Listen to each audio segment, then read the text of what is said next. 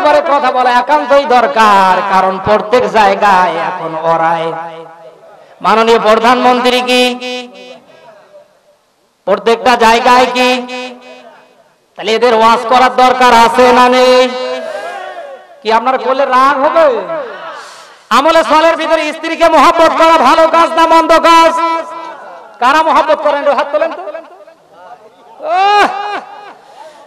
সবাই মহব্বত করে, অথচ খোঁজ নিয়ে দেখেন সাপ আর বিজির অনেকের সম্পর্ক।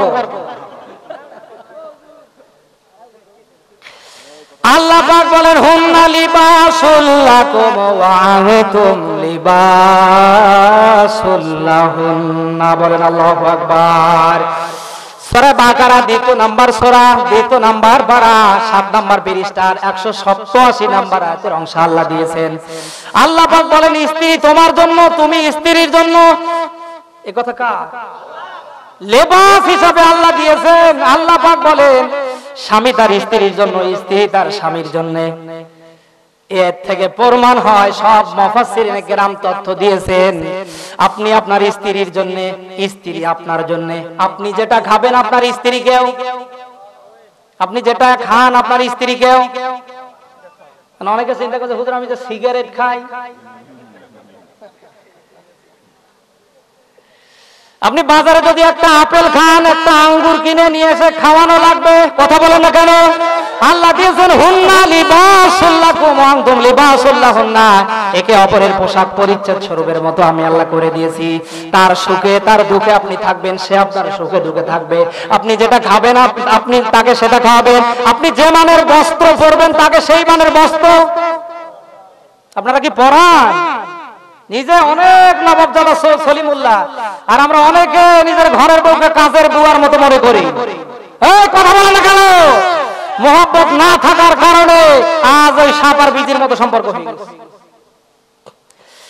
মুসলিম শরীফের হাদিসে এসেছে আল্লাহর নবী বলেন আমি স্ত্রীদেরকে কেমন মহব্বত করতাম জানো? আমি হযরত আয়েশাকে, আমি যদি একটা খরমা খেতাম, খেজুর খেতাম, অর্ধেক খাওয়ার পরে অর্ধেক আমার স্ত্রী আয়েশাকে খাওয়াতাম, আমার অন্য স্ত্রীদেরকে খাওয়াতাম। হাদিস শরীফে এসেছে আল্লাহর নবী বলেন ভালো কোন খাবার যখন আমি নিয়ে আসতাম, আমি স্ত্রীদের মাঝে মাঝে পৌঁছাই দিতাম। খাদিজা ইন্তেকালের পরে আল্লাহর নবী ভালো খাবার নিয়ে আসলে পরে খাদিজার বান্ধবীর বাড়িতে বাড়িতে পৌঁছাই দিতেন। একদিন আল্লাহর নবী রাতের গভীরে সেজদারত অবস্থায় খাদিজার জন্য দোয়া করছে। হযরত আয়েশা ঘুম থেকে ওঠার পরে দেখে নবী নেই। আল্লাহর নবীকে তাকিয়ে দেখে নবী সেজদার হালতে কাঁপছে। আল্লাহ কিয়ামতের ময়দান যেদিন কায়েম হবে, সবাইকে যদিও ভুলে যায়, আমি যেন আমার খাদিজাকে ভুলে না যাই। সবাই যদি ওইদিন পর হয়, আমি যেন আমার খাদিজাকে পর না করি। মহব্বত কি কম ছিল না বেশি? হযরত আয়েশা পিছনে দাঁড়িয়ে কথাগুলি শোনার পরে বলেন হে রাসূল, আপনি একটা বুড়ি মহিলার জন্য এখনো আফসোস করেন? আপনার কি এখনো মন ভরেনি? আল্লাহর নবী বলেন আয়েশা এমন কথা বলো না। হযরত খাদিজা আমার এমন সময়ের স্ত্রী ছিল যে সময় মক্কা নগরীতে আমার পা রাখার জায়গা। খাদিজা ছিল আমার কষ্টের সাথী, আর তোমরা হয়েছে সুখের। কত মহব্বত করতেন আল্লাহর নবী। একদিন হযরত আয়েশা সিদ্দিকা রাদিয়াল্লাহু তাআলা আনহা বকরির গোশত রান্না করেছেন, রাসূল মাঠ থেকে এসেছেন, বকরির গোশত রান্নারত অবস্থায় আল্লাহর নবী বলেন আয়েশা আমাকে খিদা পেয়েছে, তাড়াতাড়ি খাবার দাও। হযরত আয়েশা বলেন হে রাসূল, আমি তো গোসলখানায়, আপনি একটু কষ্ট করে জবের রুটি বানানো আছে, আর ওই হাতি হাড়ির ভিতরে পাতিলের ভিতরে বকরির মাংস রান্না আছে, আপনি খেয়ে ফেলেন। আল্লাহর নবী যখন মুখে দিয়েছে, তরকারিতে অত্যন্ত লবণ বেশি হয়েছে। আল্লাহর নবী চিন্তা করলেন এত সুন্দর করে সময় ব্যয় করে কষ্ট করে আয়েশা তরকারি রান্না করেছে, লবণ বেশি হয়েছে টের পায় নাই, আমি যদি এগুলি রাখি তাহলে আমার আয়েশা কষ্ট পাবে। এক এক করে বকরির তরকারিগুলি সব খেয়ে ফেললেন। গোসল শেষে এসে দেখে রুটি আছে, তরকারি। আল্লাহর নবীকে হযরত আয়েশা বলেন হে রাসূল, একটা খুরমা ভাগ হয়ে যায়, খেজুর ভাগ হয়ে যায়, এক পাত্রে সারা খানা খান না, আপনি পানি খেলে ওই গ্লাসে আমারে পানি খাওয়ান। মহব্বত কি কমে গেল নাকি? রাসূল বলেন আয়েশা মন খারাপ করো না, আজকে তরকারি রান্না হয়েছে ভিন্ন কায়দায়, এত তরকারিতে লবণ বেশি পরিমাণ হয়েছে, আমি যদি তোমার জন্য রাখতাম তুমি মুখে দেওয়ার সঙ্গে সঙ্গে আমার খেতে কষ্ট হয়েছে, তুমি কষ্ট পেতে। এই ছিল মহব্বত। ওই মহব্বত আজও আছে। অধিকাংশ পুরুষ বাজারে পান খেতে খেতে ওর জিহ্বার কোনো স্বাদ নেই আর পর্দা নেই। কথা বলে না কেন? 2 ঘন্টা 2.5 ঘন্টা ব্যয় করে তরকারি রান্না করে, লবণ তরকারিতে বেশি হওয়ার কারণে, মরিচ ঝাল বেশি হওয়ার কারণে গালি গালাজ করে। এরকম আছে না নেই? হাদিস শরীফে দেখেছি তরকারি যে অবস্থায় হোক আপনাকে খাওয়ার পরে শুকরিয়া আদায় করা লাগবে। কার? কারণ যে তরকারি রান্না করেছে এ তো কম চেষ্টা। এর পরও কি তরকারি সম্পর্কে আজেবাজে মন্তব্য করবে? আমার ভাইরা, আল্লাহ বলেন হুন্না লিবাসুল্লাকুম ওয়া আনতুম লিবাসুল্লাহুন্না, তোমরা স্ত্রীর জন্য, স্ত্রীরা তোমার জন্য। আল্লাহর নবীর স্ত্রীরা একদিন বললেন, হে রাসূল, আজ আপনাকে বলতেই হবে আপনি কাকে বেশি ভালোবাসেন। আল্লাহর নবী বলেন ইনশাআল্লাহ আমি আগামী কাল বলবো। আল্লাহর নবী কথা বলতে গিয়ে কিছুক্ষণ পরে রাত যখন হয়ে গেল, আল্লাহর নবী কিছু খরমার খেজুর হাতে নিলেন। হযরত আয়েশার ঘরে গিয়ে বলেন, আয়েশা আমি তোমাকে এই যে খরমার খেজুর দিলাম, আমি তোমাকে ভালোবাসি, কাউকে বলবা না।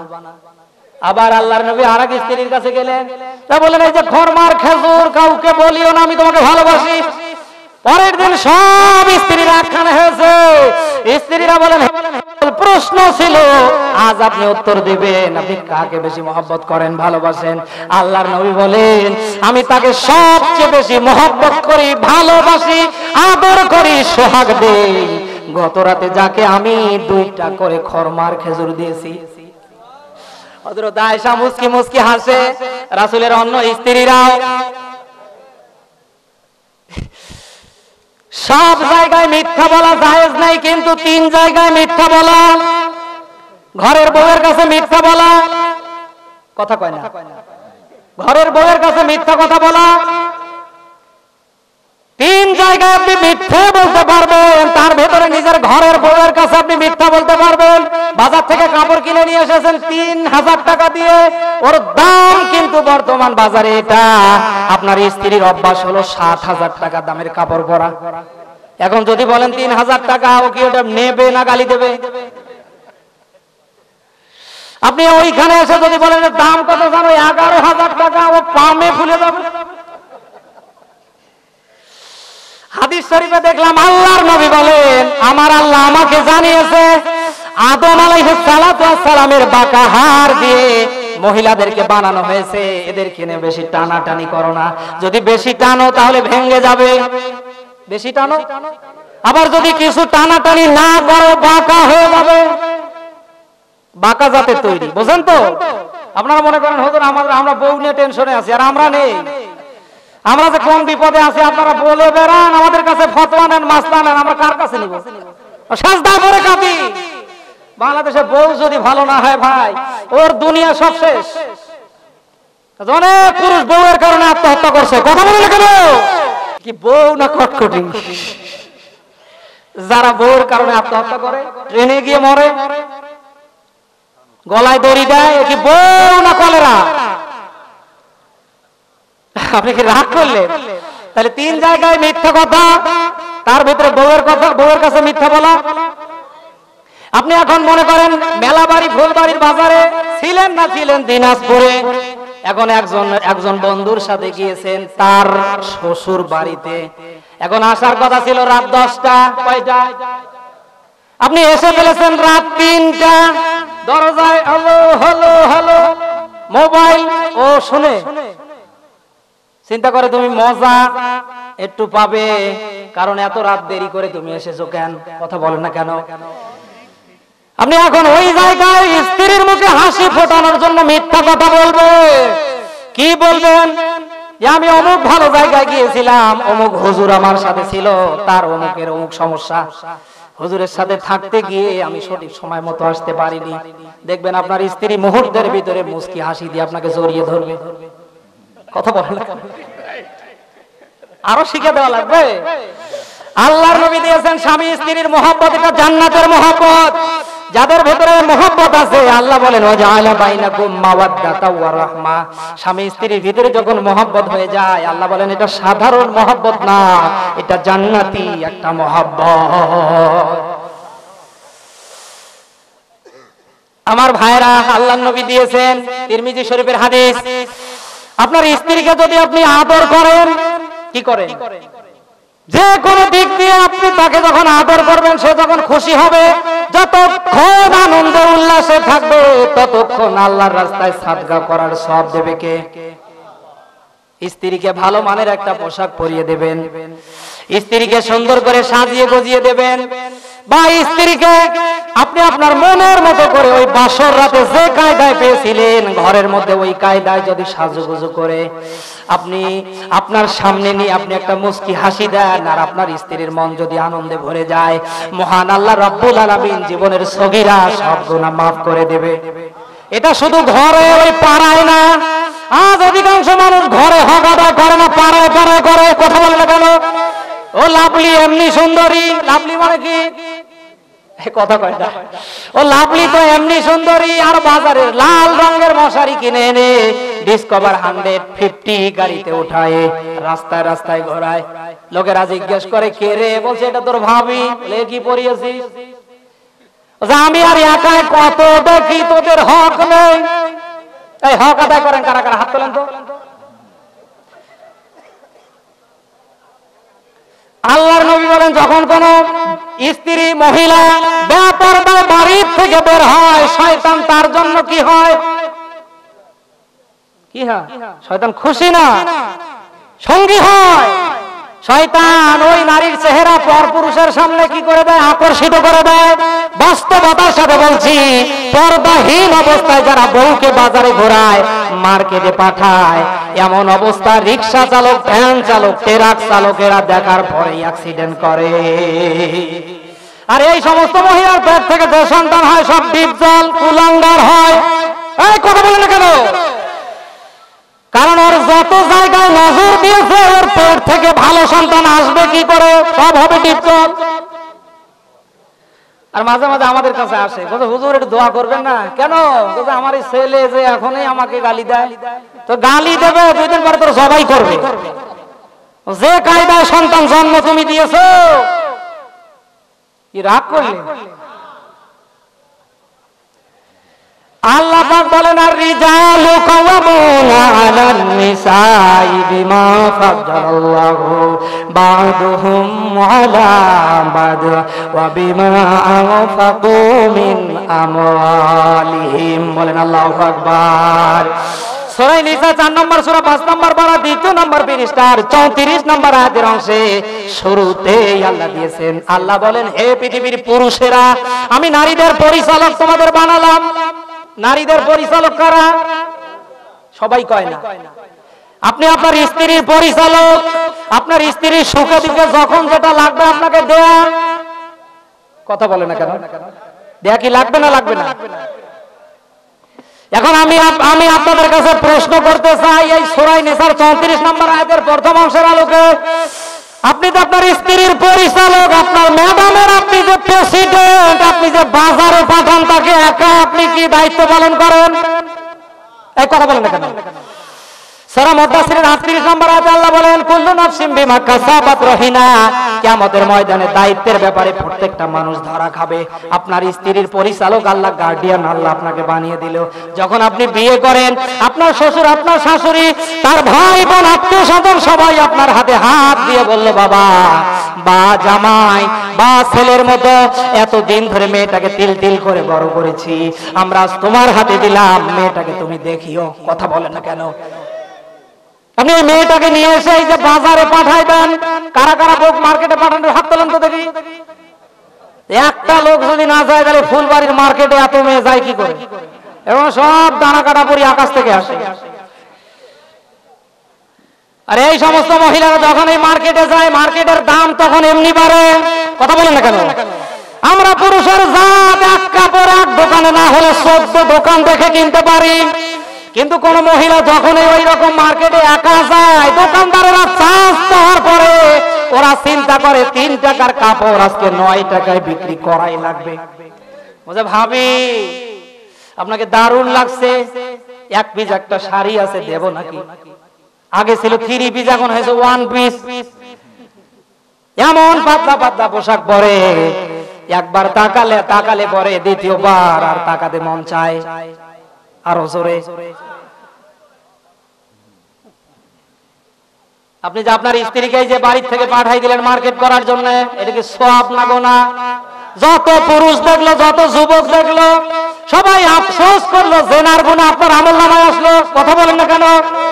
কারণ অনেকের স্ত্রী অত বেশি সুন্দর না, আপনার বউ এমনি সুন্দর, এমনি লাভলি মার্কা মহিলা। এই যে দেখে দেখে মনের ভিতরে কাম ভাব জাগিয়েছে।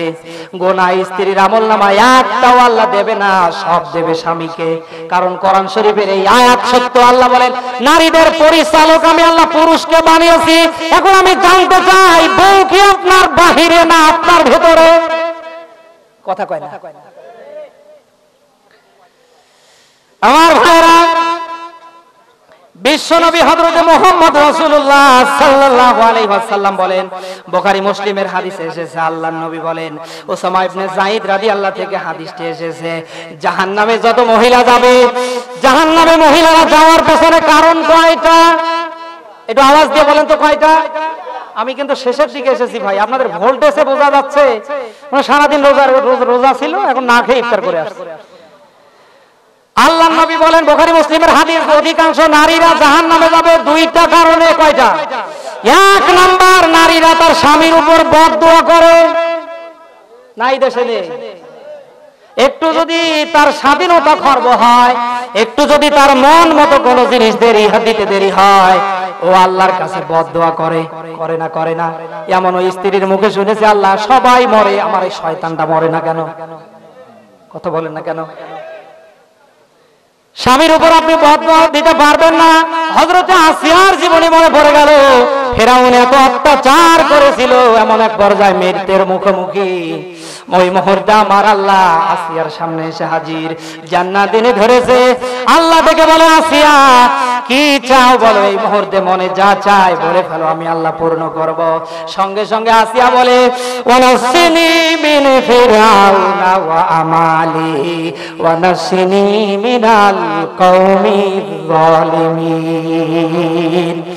আপনি এটা পাবেন সূরা তাহরিম 66 নম্বর সূরা 28 নম্বর পারা 11 নম্বর আয়াতের অংশে। আল্লাহ পাক বলেন, ওই মুহূর্তে আসিয়া বলেছিল, ফেরাউন থেকে, তার কর্ম থেকে আমাকে বাঁচাও এবং জালিম সম্প্রদায় থেকে বাঁচাও। কিন্তু ওই মুহূর্তে আসিয়া বলতে পারতো, আল্লাহ আমার স্বামীকে তুমি ধ্বংস করে দাও। পারতো কি পারতো না? সূরা তাহরিমের 11 নম্বর আয়াত আসিয়ার জীবনী থেকে শিক্ষা। কোন স্ত্রীর জন্য শোভনীয় নয় তার স্বামীর জন্য বদদোয়া করা, যত অত্যাচার করুক। কথা বলেন না কেন? নারীদের জাহান্নামে যাওয়ার কারণ কয়টা? তার ভিতরে 1 নাম্বার, যে নারী তার স্বামীর উপর বদদোয়া করবে, লানত করবে, অভিশাপ দেবে। মহিলারা কি এসেছে? মহিলা কারা? স্বামীর কথা মতো বাড়ির ভেতরে থাকবে যারা। আর টহিলা কারা? পাড়ায় পাড়ায় টহল দিয়ে চলাফেরা করে যারা। এই ধরনের মহিলা তো নেই। বুখারী মুসলিমের হাদিসে আল্লাহর নবী বলেন, অধিকাংশ মহিলার 2টি কারণে জাহান্নামে যাবে। 1 নাম্বার কারণ হলো তারা স্বামীর উপর বদদোয়া দেবে, 2 নম্বরে তারা স্বামীর অবাধ্য হবে। এই 2টা কারণে মহিলারা যাবে কোথায়? এবার মহিলারা জান্নাতে যাবে। মহিলা মা বোনেরা, সর্বশেষ আপনাদের ব্যাপারে কথা বলছি। তিরমিজি শরীফের হাদিস, মুসনাদ আহমদের ভিতরে এসেছে, মিসকাত শরীফের 3254 নম্বর হাদিসে আল্লাহর নবী দিয়েছেন 4টা আমল করলে আল্লাহ মহিলাদেরকে জান্নাত দেবে। কয়টা আমল? 1 নাম্বার, মহিলারা 5 ওয়াক্ত নামাজ পড়বে। 2 নম্বরে মহিলারা রমজানে রোজা রাখবে। 3 নম্বরে মহিলারা সতীত্বের হেফাজত তথা পর্দা করবে। 4 নম্বরে মহিলারা স্বামীর আনুগত্য করবে। স্বামী যখন যেটা হুকুম করে আল্লাহর পরে ওটা পূরণ করবে। এই 4টা আঞ্জাম নিয়ে পৃথিবীতে যদি কোনো মহিলা, যদি কোনো মা, যদি কোনো বোন মরতে পারে, কিয়ামতের ময়দানে হযরতে খাদিজার সাথে, আয়েশার সাথে, ফাতেমার সাথে, হযরতে আসিয়ার সাথে আল্লাহ জান্নাতের ভেতরে জায়গা করে দিবে।